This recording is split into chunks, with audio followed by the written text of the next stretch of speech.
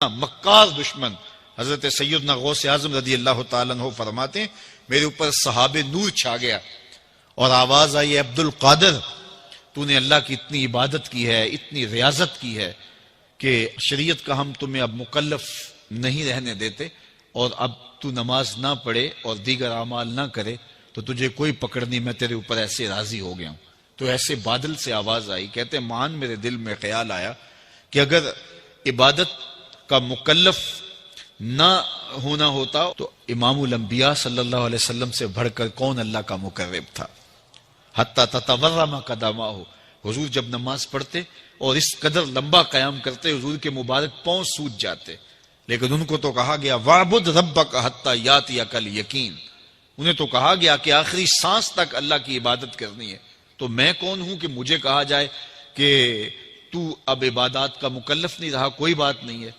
تو کہتے ہیں میں لا حول ولا قوت الا باللہ پڑھا تو وہ جو مجھے نور نظر آ رہا تھا وہ سیاہی میں بدل گیا۔ تو وہ ابلیس تھا جو اس رنگ میں مجھے بھٹکانا چاہتا تھا، کہا عبد القادر اس مرتبے پہ پہنچے ہوئے کتنے لوگوں کو میں نے گمراہ کر دیا، تیرے علم نے تجھے بچا لیا۔ تو میں نے کہا ظالم میرے علم نے مجھے نہیں بچایا، میرے اللہ کے فضل نے بچایا۔ تو کہا پھر بچ گیا ہے، کئی میں نے یوں لوٹ لیے۔ تو اتنا مکار دشمن ہو جو ہمارے اوپر مسلط ہے اور دن رات کوشاں ہے ہماری متاع عمل لوٹنے کے لیے، متاع ایمان لوٹنے کے لیے، تو پھر مجھے بتاؤ کہ ہم کیا غافل ہو کے بیٹھیں گے؟ ایسے ناپاک وجود کا مقابلہ کوئی آسان ہے جو ہماری متاع عمل لوٹتا ہے، متاع ایمان لوٹتا ہے، ہمیں عمل کرنے نہیں دیتا، کریں تو وسواس ڈال رہا ہوتا ہے، کر لیں تو ریا میں اور تکبر میں مبتلا کر کے، عجب میں مبتلا کر کے کیا ہوا عمل بھی لوٹ لیتا ہے۔ مجھے بتاؤ یہ کوئی جو ہے وہ سوکھا کام ہے کہ ہم مقابلہ کریں؟ اب ماہ صیام میں روزے سے بھوک بھی کاٹتے ہیں اور قرآن مجید کی تلاوت اور دیگر معمولات کے لیے ہمیں تنہائی بھی میسر آتی ہے، اور اسی طرح ہمیں روزے سے جو ہے وہ اپنی زبان کو کنٹرول کرنے کا درس بھی ملتا ہے۔ تو روزہ تمہاری زبان کا محافظ بن جاتا ہے، پھر روزہ تمہاری شہوات کے کنٹرول کا ذریعہ بن جاتا ہے، اور روزہ تنہائی کی وجہ سے اختلاط سے جو خرابیاں پیدا ہوتی ہیں ان سے تمہیں بچا لیتا ہے۔ تو گویا ماہ صیام اللہ تعالیٰ کی رحمتوں کا ایک روپ ہے، اور یہ ایک مہینے کا تربیتی کورس ہے جس کے ذریعے سے ہم اپنے باطن کی صفائی کر سکتے ہیں اور اندر کی غلاستیں، اندر کے میل کچیل مٹا سکتے ہیں۔ ارشاد فرمایا جو اللہ سے ڈرے اللہ اس کے لیے راستے کھول دیتا ہے، اور اللہ اس کو وہاں سے دیتا ہے جہاں سے اسے گمان بھی نہیں ہوتا۔ وَمَن يَتَوَكَّلْ عَلَى اللَّهِ فَهُوَ حَسْبُهُ، اور جو اللہ پر بھروسہ کرے اللہ اس کے لیے کافی ہو جاتا ہے، اس کی ضروریات کا وہ خود کفیل ہوتا ہے، اور اس کے کام اس کے ذمہ کرم پہ ہوتے ہیں، کو ہو کے دیکھے اس کا۔ تو جو اللہ سے ڈرے اللہ اس کے لیے راستے بناتا ہے۔ حضرت عوف بن مالک رضی اللہ تعالی عنہ الاشجعی حضور کی خدمت میں حاضر ہوئے اور عرض گزار ہوئے کہ میرا بیٹا سالم مشرکین کی قید میں ہے اور میں فاقوں کی حالت میں ہوں۔ تو فرمایا آل محمد کے پاس ایک سیر جو ہیں، بس اس کے علاوہ ہمارے پاس بھی کھانے کے لیے دنیاوی اسباب نہیں ہیں۔ کہا صبر کرو اور اللہ سے ڈرو، اور لا حول ولا قوت الا باللہ کثرت کے ساتھ پڑھو۔ یہ ایسا وظیفہ ہے، ایک حدیث پاک میں آتا ہے کہ یہ 99 بیماریوں کا علاج ہے، اس میں سب سے کم درجے کی بیماری ہم اور غم ہے۔ یہ دکھوں کا مداوع ہے، مشکلات کا علاج ہے، اور یہ وظیفہ میرے حضور نے بتایا۔ حضرت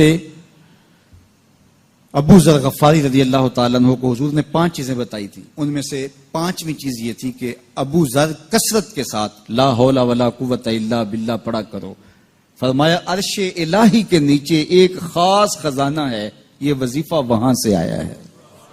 یہ زندگی میں معمول بنا لو، جب پھنس جاؤ، مشکلات میں آ جاؤ تو لا حول ولا قوت الا باللہ پڑھو، اللہ راستے کھولے گا۔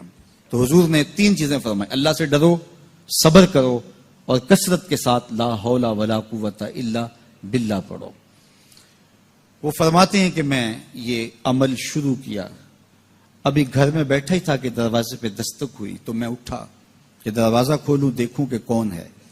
تو دروازہ کھولا، دیکھا میرا بیٹا کھڑا ہے، اور اس کے پیچھے 100 اونٹ کھڑے ہیں. تو میں نے کہا کہ تم اور یہ اونٹ؟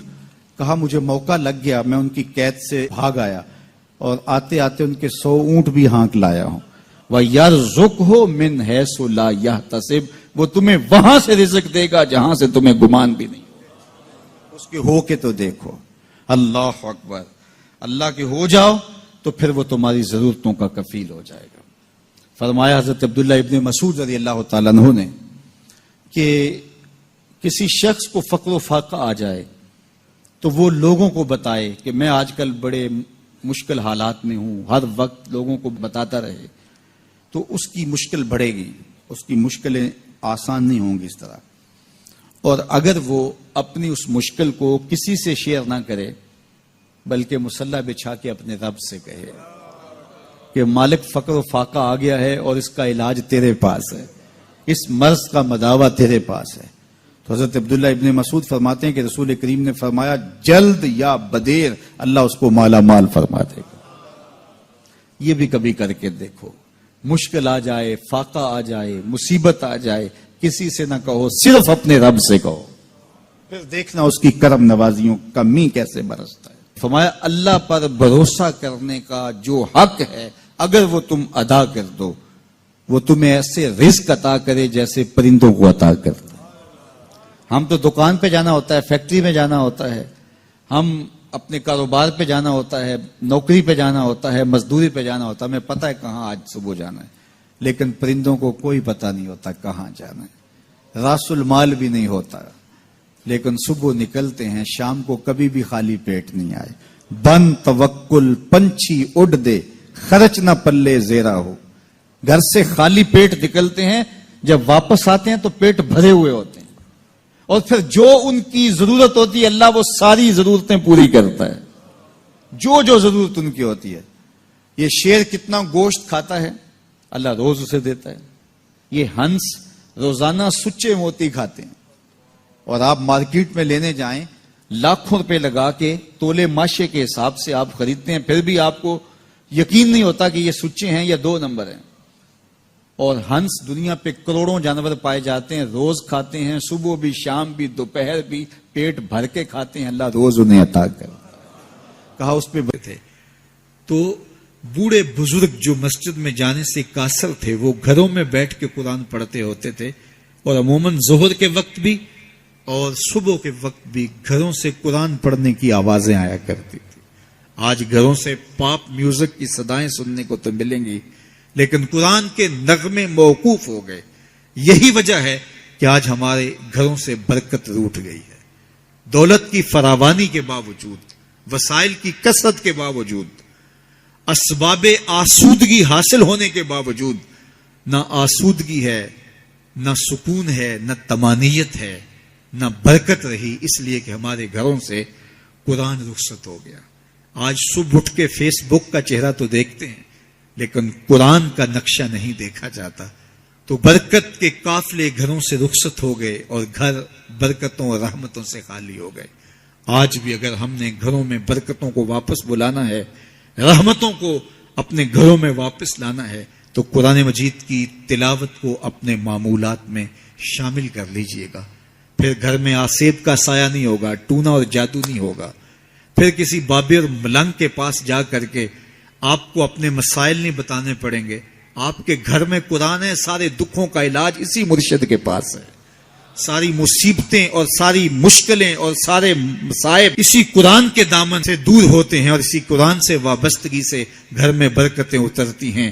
پھر آپ کو نہ آسیب, نہ جادو, نہ ٹونا, اور نہ کسی نے کوئی بندش کی ہے, نہ کسی نے کوئی مسئلہ کیا ہے, کچھ نہیں ہوگا. آپ کے گھروں پہ رحمتوں کے سائے ہوں گے, اس لیے کہ آپ کے گھروں میں قرآن جب تلاوت ہوگی تو رحمتوں کے فرشتوں کا نزول ہوگا. تو جب رحمتوں کے فرشتے تمہارے گھر میں اتریں گے تو پھر کوئی مصیبت, کوئی پریشانی, کوئی بندش, کوئی دکھ آپ کے گھروں میں نہیں ہوگا. اس لیے قرآن مجید کی تلاوت کو اپنے معمولات زندگی میں شامل کیجئے. دیکھیے یہ رمضان المبارک کا مبارک مہینہ اکثر گھروں کے اندر قرآن مجید کی تلاوت کا معمول رہا, اور جو دن باقی ہیں ان ایام میں تلاوت کلام مجید کا معمول باقی رہے گا. تو اس کی برکتیں آپ اپنی آنکھوں سے دیکھ رہے ہیں. اور اگر یہ پورا سال ہمارے گھروں میں معمول باقی رہے، ہماری صبح کا آغاز ہی قرآن مجید کی تلاوت سے ہو، بیٹیاں بھی قرآن کھول کے صبح بیٹھ جائیں اور بیٹے بھی قرآن کھول کے بیٹھ جائیں، بوڑھے بھی قرآن کھول کے بیٹھ جائیں، جوان بھی قرآن کھول کے بیٹھ جائیں، تو مجھے بتائیے کہ کتنی رحمات اور کتنی برکات کا گھروں میں نزول ہو۔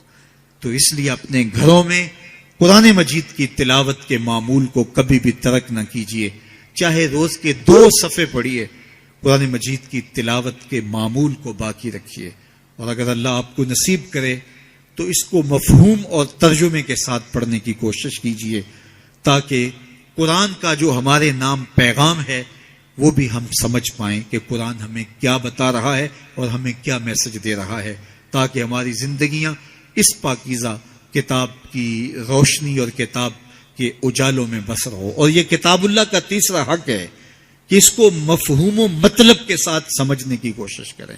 یہ ہمارے رب کا ہمارے نام پیغام ہے۔ آپ کے کسی دوست کا، کسی ملنے والے کا آپ کے نام خط آ جائے اور وہ اس زبان میں ہو جو زبان آپ نہ جانتے ہوں، تو اتنی دیر تک آپ مطمئن نہیں ہوتے جب تک اس کے مندرجات سمجھ نہیں لیتے، کسی ایسے شخص سے وہ مضمون جان نہیں لیتے جو وہ زبان جانتا ہو۔ تو ہمارے رب کا ہمارے نام یہ میسج ہے، ہمارے نام یہ پیغام ہے رسول کریم صلی اللہ علیہ وآلہ وسلم کی وساطت سے۔ تو ہمیں اس کو سمجھے بغیر چین کیوں آ گیا ہے؟ تو ہم اس پیغام کو سمجھیں کہ ہمارا رب ہمیں کیا فرما رہا ہے، کن امور کا حکم دے رہا ہے اور کن باتوں سے ہمیں روک رہا ہے۔ اگر ہم قرآن مجید